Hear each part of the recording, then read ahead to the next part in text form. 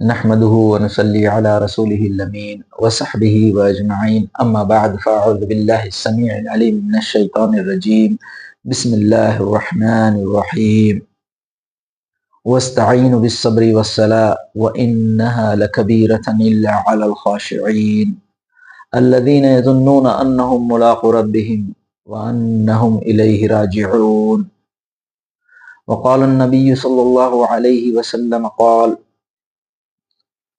أي العمل أحب إلى الله وقال النبي صلى الله عليه وسلم الصلاة على وقتها۔ محترم سامعین و ناظرین، السلام علیکم ورحمۃ اللہ وبرکاتہ۔ اللہ رب العزت کی حمد و ثنا اور نبی اکرم صلی اللہ علیہ وسلم اور صحابہ کرام رضی اللہ تعالی عنہم اجمعین کے حق میں دعا کے بعد میں نے آپ لوگوں کے سامنے سورہ بقرہ کی آیت نمبر 46 اور 47 46 اور 47 تلاوت فرمائی ہے، اور ساتھ ہی ساتھ نبی اکرم صلی اللہ علیہ وسلم کے فرامین مبارک سے ایک فرمان آپ پڑھا ہے۔ عزیزان محترم، جیسے کہ آپ سبھی جانتے ہیں، آؤ نماز سمجھے کی سیریز کا پہلا پارٹ مکمل ہونے کو ہے، جس میں 3 دعائیں پہلی نشست میں یعنی پہلے پارٹ میں بیان کی گئی۔ آج اللہ رب العزت کے اذن سے اللہ نے چاہا تو ایک اور بڑی ہی اہم دعا، اور انشاءاللہ پھر ہم سورہ فاتحہ کی مختصر تفصیل پر انشاءاللہ گفتگو کرنے کی کوشش کریں گے۔ عزیزان محترم، سورہ بقرہ میں اللہ رب العزت نے فرمایا وَاسْتَعِينُوا بِالصَّبْرِ وَالصَّلَاةِ، اسی قسم کا جملہ دوسرے مقام پر بھی ہے کہ مدد چاہو اللہ کی صبر کے ذریعے اور نماز کے ذریعے۔ وَاسْتَعِينُوا بِالصَّبْرِ وَالصَّلَاةِ، پھر اللہ رب العزت خود فرماتے ہیں وَإِنَّهَا لَكَبِيرَةٌ إِلَّا عَلَى الْخَاشِعِينَ، یہ نماز کے ذریعے اور صبر کے ذریعے اللہ کی مدد چاہنا، اللہ سے مدد چاہنا، یہ اللہ خود فرما رہے ہیں کہ وَإِنَّهَا لَكَبِيرَةٌ إِلَّا عَلَى الْخَاشِعِينَ، یہ کوئی معمولی چیز نہیں ہے، یہ بہت ہی بڑی چیز ہے، لیکن یہ کسے حاصل ہوگی؟ إِلَّا عَلَى الْخَاشِعِينَ، جو اللہ کی خشیت اختیار کیے ہوئے ہیں۔ جیسا کہ سیریز کے آغاز میں جس مقصد کے لیے ہمیں نماز سمجھنے کی ضرورت ہے، اس پر جو میں نے بات کہی تھی کہ میرے اور آپ کے اندر ہماری نماز کو سمجھنے سے خشوع پیدا ہوگا۔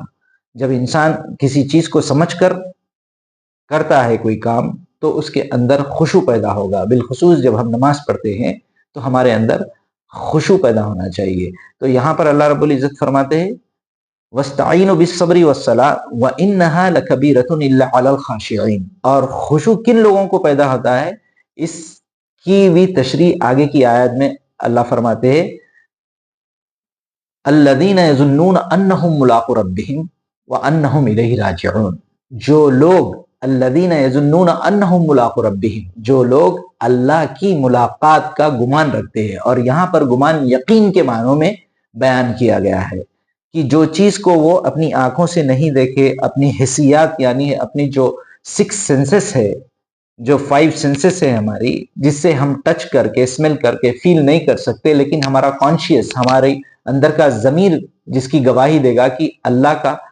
وجود حق ہے، قیامت حق ہے، یہ ساری جو قرآن میں ایمان لانے کی بات کہی گئی ہے اس پر ہمارا ایمان ہے، بالخصوص آخرت پر، اللہ کی ملاقات پر جس کا یقین ہے، وہ لوگوں کے لیے خشیت اختیار کرنا اللہ کی مشکل کام نہیں ہے۔ یہاں پر اللہ رب العزت یہ بیان فرمائے رہے ہیں الذین یظنون انہم ملاقو ربہم وانہم الیہ راجعون، اور جن کا یہ یقین ہو کہ وہ اللہ تعالیٰ کے پاس پلٹائے جائیں گے، لوٹائے جائیں گے، اور اپنے اعمال کے بدلے میں اللہ رب العزت انہیں جزا اور سزا دے گا۔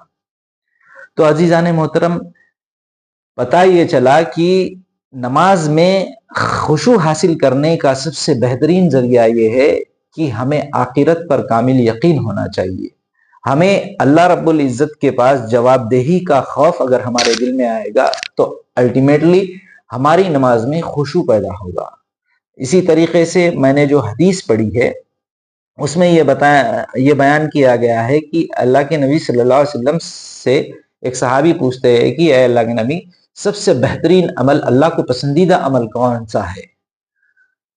تو اللہ کے نبی صلی اللہ علیہ وسلم فرماتے ہیں الصلاۃ علی وقتہا، اب وقت پر نماز پڑھنا اللہ رب العزت کو بہت پسند ہے۔ تو عزیزان محترم، یہ تھی چند تمہیدی باتیں جس کو لے کر نماز میں خشوع پیدا کرنے پر زور دینے کے لیے میں نے کہی تھی۔ اب ہم چلتے ہیں ایک چوتھی دعا پر۔ 3 دعائیں ہم نے پہلی نشست میں سنی تھی، سمجھی تھی۔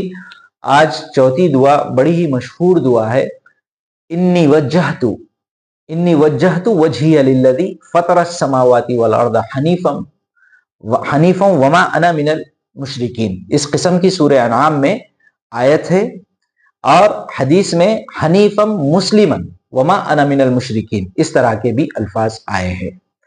تو ہم سمجھنے کی کوشش کرتے ہیں کہ یہ آیت کا پس منظر کیا ہے، یہ آیت کا معنی کیا ہے۔ وجہ کہتے ہیں چہرے کو، انی وجہت وجہی للذی فطر السماوات، میں نے اپنا رخ یکسو ہو کر کس کی جانب کیا، انی وجہت وجہی للذی فطر السماوات والارض، جس نے زمین اور آسمان کو پیدا فرمایا۔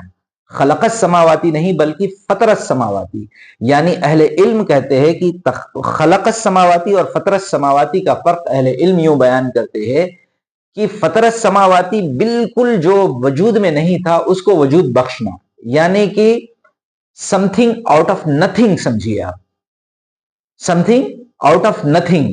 اور خلق السماواتی یعنی کہ some thing out of some thing, یعنی کسی چیز سے کسی چیز کو پیدا کرنا، اس کو تخلیق کہتے ہیں۔ فطر السماواتی، اسی لیے اللہ رب العزت کی ایک صفت خالق ہونے کے ساتھ ساتھ فاطر بھی ہے۔ تو اللہ رب العزت یہاں پر یہ جو دعا ہے یہ ابراہیم علیہ السلام کی نقل کی گئی ہے، انی وجہت وجہی للذی فطر السماوات والارض حنیفا، اور حنیف کے معنی بالکل اس دور میں جو لوگ بت پرستی سے اپنے آپ کو بالکل کٹے ہوئے، اپنے آپ کو بالکل الگ رکھتے تھے، انہیں حنیف کہا جاتا تھا، یعنی کہ بت پرستی کو نہ ماننے والے۔ اور لغوی معنی میں لنگوسٹک میننگ اس کی یہ ہے کہ کسی چیز کی طرف بالکل جھک جانا، بالکل جھک جانا یعنی انکلائنڈ ہو جانا۔ انی وجہت وجہی للذی فطر السماوات، میں نے اپنا رخ یکسو ہو کر اس رب کی جانب جو اس زمین اور آسمان کو پیدا کرنے والا ہے، حنیفاً یعنی میں بالکل اسی کے طرف جھکا ہوا ہوں، حنیفا مسلمن، اور میں کیا ہوں، بالکل فرما بردار ہوں۔ مسلم کے معنی ہم نے بتائے تھے نا کہ فرما برداری ایک اللہ کی، وما انا من المشرکین، اور میں مشرکوں میں سے نہیں ہوں۔ تو ابراہیم علیہ السلام کی یہ دعا ہے۔ اس کے بعد ان صلاتی و نسکی، اور سورہ انعام کی آخری آیت 162 اور 163 بھی ہمیں ملتی ہے، ان صلاتی میری نماز، و نسکی میری یعنی مناسک، میری دوسری ساری عبادتیں۔ ایک معنی یہ بھی آتا ہے کہ میری قربانی، اور دور جاہلیت میں قربانی اللہ کے سوا دوسروں بتوں کے نام پر بھی کی جاتی تھی۔ تو ابراہیم علیہ السلام اس کی تردید کرتے ہوئے، یعنی کہ یہ دعا نبی اکرم صلی اللہ علیہ وسلم کو بھی اللہ رب العزت نے کہا ہے کہ قل، کہو، ان صلاتی و نسکی میری قربانی، و محیایا میری زندگی کا ہر لمحہ، و محیایا و مماتی اور آخری دم تک، مرنے تک، للہ رب العالمین، صرف اور صرف اللہ رب العالمین کے واسطے ہے۔ عزیزان محترم، یہ وہ دعا تھی، لا شریک لہ۔ اس کے بعد پھر فرمایا جا رہا ہے کہ میں شرک نہیں کروں گا، لا شریک لہ وبذالک امرت وانا اول المسلمین، اور مجھے اسی کا حکم دیا گیا ہے، وانا اول المسلمین۔ اور بعض اہل علم کہتے ہیں کہ وانا اول المسلمین کی جگہ وانا من المسلمین بھی کہہ سکتے ہیں، یعنی میں فرما برداروں میں سے ہوں۔ دیکھیے عزیزان محترم، جیسے کہ میں نے پہلے درس میں فرمایا تھا کہ قرآن کا خلاصہ یہ ہے کہ اللہ رب العزت کی توحید سمجھیں ہم پڑھ کر، ایمان کے لحاظ سے، یعنی ایک عقیدے کے لحاظ سے۔ اور نماز ایک ایسا عمل ہے جس میں ساری کی ساری توحید بیان کی گئی ہے۔ اس سے بڑی توحید کیا ہے کہ ان صلاتی و نسکی و محیائی و مماتی للہ رب العالمین لا شریک لہ وبذالک امرت وانا اول المسلمین۔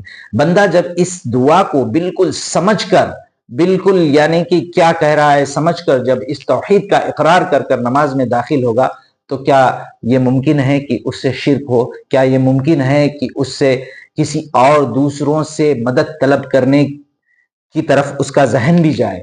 تو عزیزان محترم، نماز دراصل ہمیں اسی قسم کا درس دیتی ہے. جب دن میں ہم 5 وقت ہم نماز میں ہی اس قسم کی دعائیں، آپ پورے پچھلی دعاؤں کا بھی جائزہ لے لیجئے، اس میں پوری کی پوری جو ہے سو یعنی کہ توجہ اس طرف ہمیں دلائی گئی ہے کہ ہم صرف اور صرف اللہ کو پکاریں. عزیزان محترم، یہ تھے چند دعائیں، یہ سورہ انعام کی آیات میں مل جائیں گی آپ کو. غالباً آیت نمبر 70 یا اس کے آس پاس ہے جو انی وجہت وجہی للذی، وہ دعا، اور آیت نمبر 162 اور 63 میں آپ کو سورہ انعام کے ان صلاتی و نسکی اس کے یہ جو آیات ہے وہ مل جائیں گے. تو عزیزان محترم، یہ 4 دعائیں ہیں، اس کو آگے پیچھے کر کر ایک نماز میں ایک، دوسری نماز میں دوسری، اس قسم سے یہ آیتیں آپ پڑھا کرے. اور اللہ سے دعا ہے کہ میں اور آپ دعائیں بدل بدل کر پڑھے تاکہ ہماری نمازوں میں خشوع آ جائے. اور اسی طریقے سے جب ہم یہ دعائیں پڑھتے ہیں، پھر جب ہم اعوذ باللہ من الشیطان الرجیم بسم اللہ الرحمن الرحیم کہہ کر سورہ فاتحہ کا آغاز کرتے ہیں. سورہ فاتحہ عزیزان محترم، اس کے بارے میں آپ لوگوں نے بہت سنا ہوگا، لیکن بہت سی ہماری آبادی ایسی بھی ہے کہ اس کے ترجمے اور اس کے مفہوم سے ناآشنا ہے، یعنی جانتے نہیں ہیں. میں کوشش کروں گا کہ اس کو بھی آسانی سے سمجھا کر آج میں اپنی بات ختم کروں. سورہ فاتحہ حدیث میں آتا ہے کہ 3 حصے ہیں، یعنی 2 حصے. ایک بندہ اپنے لیے مانگتا ہے، اور دوسرا جو ہے سو اللہ رب العزت کی حمد و ثنا ہے اس میں. اور سورہ فاتحہ پورے قرآن کا ایک دباچہ ہے، یعنی ایک خلاصہ ہے، کنکلوژن ہے. انگلش میں ایک بات ہے جو کہی جاتی ہے کہ دا ہول بک، یعنی ساری کتاب جو ہے از نتھنگ، کچھ نہیں ہے، بلکہ the whole book is nothing but the detail of the first chapter. ہم ساری بک کا اگر مضمون اٹھا کے دیکھیں گے تو وہ پہلے چیپٹر کی تفصیل ہوگی، کھول کھول کر بیان کیا جائے گا. اسی لیے قرآن میں ایک دوسری جگہ بھی اس طریقے سے ایک آیت بھی آئی ہے جس کا ترجمہ یہ ہے کہ ہم نے تمہیں قرآن عطا فرمایا ہے اور ایسی 7 آیتیں دی گئی ہے جو بار بار دہرائی جائے گی. تو اس کی اہمیت تو اتنی وسیع ہے کہ اس کی اہمیت پہ ہی ایک لمبا سا طویل پروگرام کیا جا سکتا ہے، لیکن وقت کی تنگی ہے. میں جلد از جلد اپنی بات ختم کرنے کی کوشش کروں گا مختصر ترجمے اور تفصیل کے ساتھ. الحمدللہ، اعوذ باللہ من الشیطان الرجیم، بسم اللہ الرحمن الرحیم. پھر ہم پڑھتے ہیں الحمدللہ رب العالمین. آپ قرآن کا جائزہ لیجئے، بیشتر حصہ قرآن کا اللہ رب العزت کی حمد و ثنا، حمد و تعریف، اس کی کبریائی، اس کی بزرگی، اس کا شکر، اسی قسم کے آیات ہمیں ملیں گے. تو یہاں پر دیکھیے الحمدللہ رب العالمین الرحمن الرحیم، سارا قرآن اللہ کی رحمت کے بارے میں ہم کو ملے گا کہ اللہ تعالیٰ نے کیسے کیسے گناہوں کو معاف کیا، اور کیسی کیسی بنو اسرائیل جیسی ظالم قوم کو بھی جب نیک اعمال کرنے لگی تو انہیں اس منصب پر عطا فرمایا، یا بنی اسرائیل اذکروا نعمتی التی انعمت علیکم وانی فضلتکم علی العالمین. پورے عالم پر انہیں فضیلت بخشی. تو اللہ رب العزت یہاں پر فرما رہے الحمدللہ رب العالمین، ساری تعریف، ساری حمد، سارا شکر اس رب کا ہے، اس پالنہار کا ہے جو سارے عالم کا رب ہے، عالمین، سارے عالموں کا. الرحمن الرحیم، اور اس کی رحمت کی انتہا نہیں، وہ رحمان بھی ہے اور رحیم بھی ہے. الرحمن الرحیم مالک یوم الدین، اور وہ بادشاہ ہے، وہ بادشاہ ہے، اس کے آگے کسی کی نہیں چلتی اور سب کے آگے اسی کی چلتی ہے. مالک یوم الدین، وہ روز جزا کا مالک ہے. حشر کے میدان میں جب ایک بندہ بالکل محتاج رہے گا اور کوئی کسی کے کام نہیں آئے گا، صرف وہی ذات رہے گی جس کے ہاتھ میں بادشاہت رہے گی، مالک یوم الدین.